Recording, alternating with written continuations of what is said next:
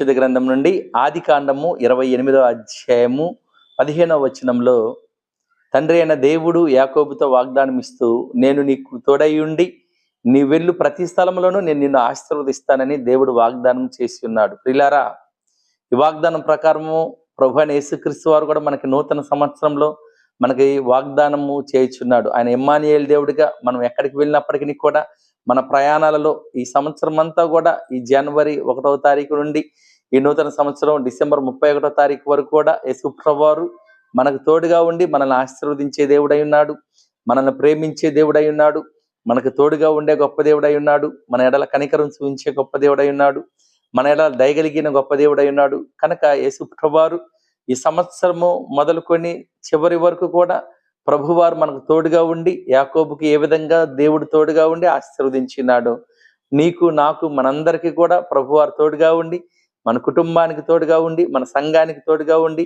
మనల్ని మెండారులుగా ఆశీర్వదిస్తాడని తెలియజేయచ్చు. దేవుడి వాక్యమును దీవించునుగాక. ఆమేన్.